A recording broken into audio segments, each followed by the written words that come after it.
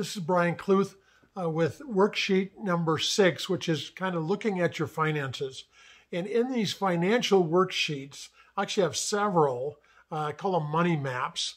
You're going to have the opportunity to take a look at these sheets.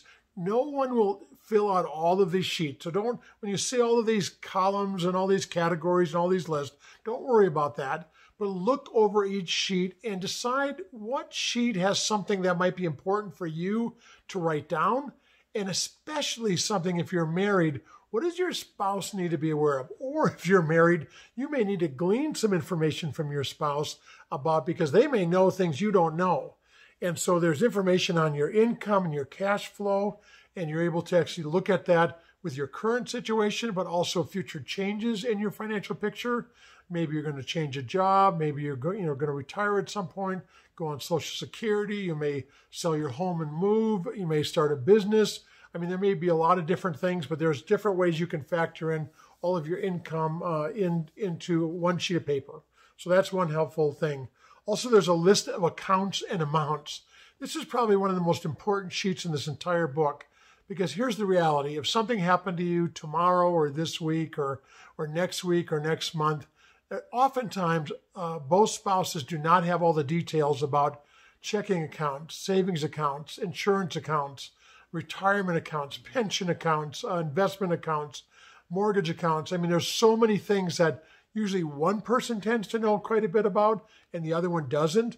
And so this is a really important sheet to do this.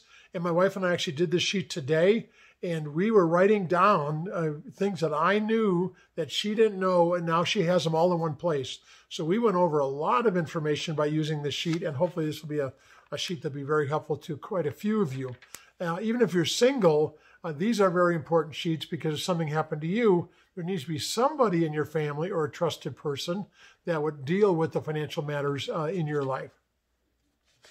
The next one here is lifestyle expenses. This is just a way to take a look at where you're spending your money and then saying, is that where we want to spend our money? Could we do away with some things? Could we do things better or better financially? And so that information is in here, and hopefully you can take a look at that and get a lot of help. Also, next one here is a money map for debts and liabilities, and on there you can list all your debts. Fortunately, in our life we have one debt. We have a mortgage, and we have that down, but my wife has the information. If something were to happen to me, she knows the name of the company. She has the account information. She knows, what we're paying, what the interest rate is, all of that. But whatever you might have by way of debts or liabilities, it's important that both of you, if you're married or if you're single, that someone else knows what those are. So that's a good sheet. Money map number 5, your assets and possessions. What things do you possess?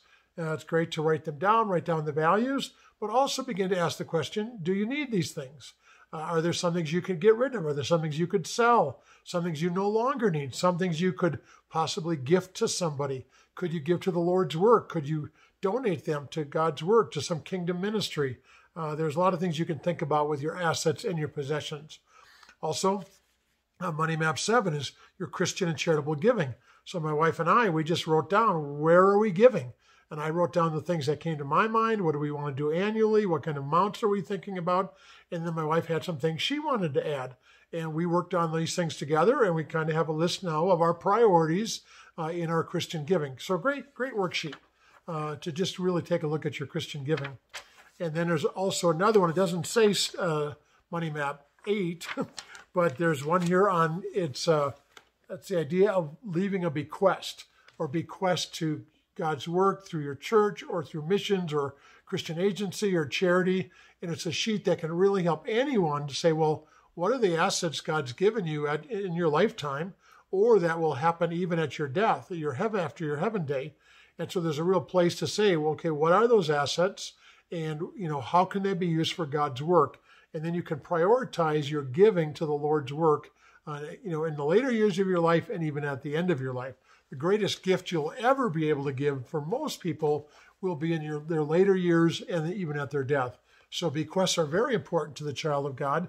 Proverbs 3:9 and 10 talks about honoring the Lord from your wealth and from your first fruits. And the wealth means assets. It means accumulated assets. First fruit means your income, your money-making activities, your regular flow of money. But honoring God from your wealth is, could be life insurance accounts, could be a business you started, could be investments, it could be your house, it could be a lot of different things that you might have. It could be jewelry, it could be, stocks, bonds, all kinds of things. And there's a place to really honor the Lord from your accumulated assets, and there's a forum to help you have that conversation and do that. So hopefully these things are going to be really helpful to you and an encouragement to you and a blessing to you. And one thing I do want to add on page 27, there is a sheet of you realizing that you probably need to really focus on your finances and get better control. I have a whole video training material I developed. It's called Bless Your Finances. Bless Your Finances. It's available at blessyourfinances.org. And it's 33 best practices that anyone, any age, any income can do to improve their financial health.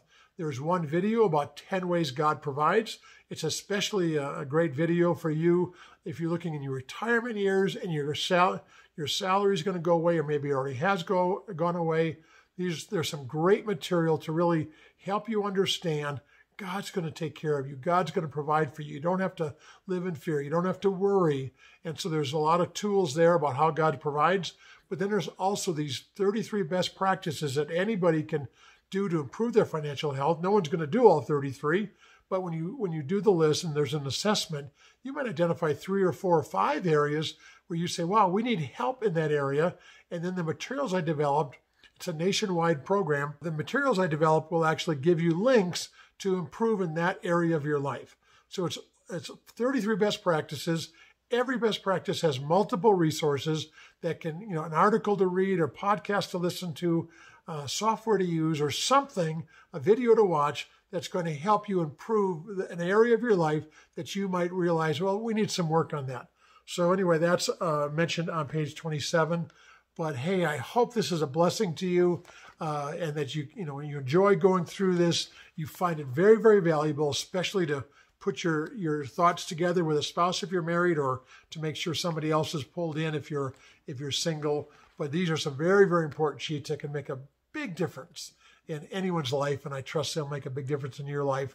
And I know that God wants to bless you and make you a blessing. So I pray that these sheets would help you do that. Hey, thanks for watching.